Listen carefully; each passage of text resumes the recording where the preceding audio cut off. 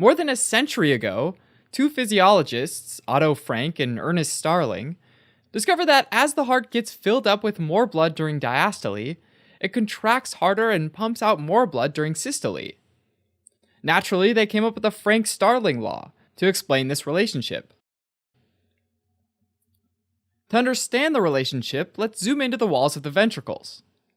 The bulk of these walls is made up of short, branched cardiac muscle cells packed one next to the other. Zooming in further, if we look inside the muscle cells, we see bundles of myofibrils, or long chains of sarcomeres. The sarcomere is the smallest structure in the muscle that's capable of contracting, so it's considered the basic contractile unit of the muscle. The sarcomere has two Z discs that form its boundary, and an M line in the middle. Attached to the Z disc are thin filaments made of actin protein. These actin filaments have structural polarity, which means both ends of the filament look different. We can think of it like an arrow, with the pointed end being the minus end, pointing towards the M line, and the tail end being the plus end, attached to the Z disc. Just like an arrow, the actin filament can only move in one direction, the direction it's pointed at. Attached to the M line are the myosin filaments, which are thick bundles of myosin proteins with two globular heads.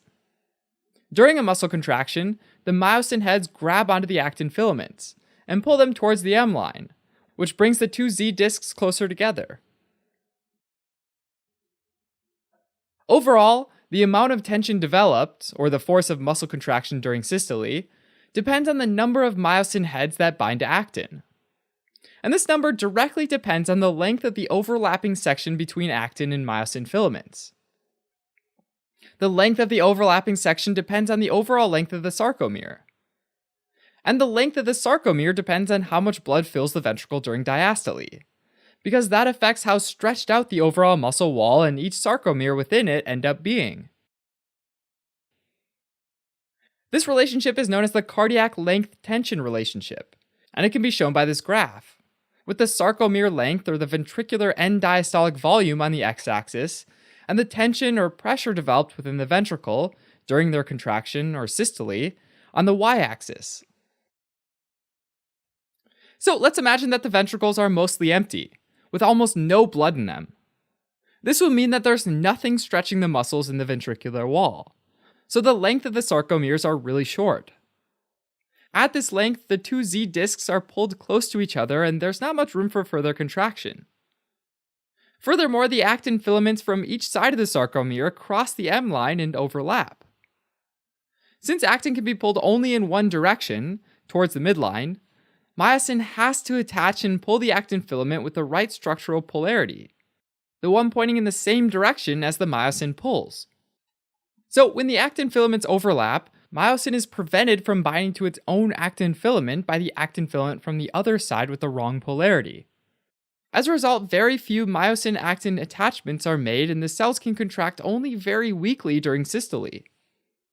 On the graph, we can see near the point of origin, the short length of myocardial fibers corresponds with a low contractile force. As the ventricles fill with more blood returning through the veins, their walls get more and more stretched, and that stretches out every single sarcomere in the muscle cells as well. This means that there's more space, and no actin overlapping, which allows more myosin heads to properly interact with actin, and as a result create more force or tension during contraction. Looking at the graph, this would make our curve move steadily upwards with increasing force as there's increasing volume.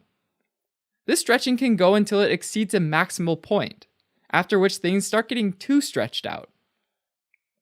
This means the Z discs are so far apart from each other that there's only little overlap between actin and myosin filaments, and actin gets out of reach from the myosin. As a result, there's a decreased number of myosin heads that manage to attach to actin and pull it towards the M line. This leads to a decreased force of contraction, so the curve starts falling off again. Now that we've seen the relationship between length of the sarcomeres and tension during contraction and systole, let's look at the Frank-Starling relationship. This can also be plotted onto a similar graph, with the ventricular end diastolic volume on the x-axis and the stroke volume, which is the volume of blood pumped out by the ventricle with each heartbeat, on the y-axis. So at the start of the curve, near the bottom left-hand corner, we have a low end diastolic volume, meaning very little blood in the ventricle at the end of diastole. So sarcomeres are squeezed together with very few myosin heads binding to actin. This results in a weak contraction during systole and a low stroke volume. As the volume of blood returning to the ventricles increases, sarcomeres stretch, and there's more myosin actin binding, so a greater strength of contraction is achieved and stroke volume rises. That's true until the end diastolic volume becomes too high, and the myosin and actin get too far apart, which causes the amount of myosin and actin binding to decrease, which results in a weaker contraction, so the stroke volume falls off again. Keep in mind, though, that this curve reflects the heart's intrinsic ability to vary the strength of contraction based on the volume of blood that it's filled with. Within the body, there are plenty of extrinsic signals as well, like nerve or hormonal stimuli and medications. Some of these signals, like stimulation from the sympathetic nervous system or the medication digoxin, can have a positive inotropic effect on the heart. This means that at a given end diastolic volume, they increase the strength of contraction, moving the curve upwards and increasing the stroke volume.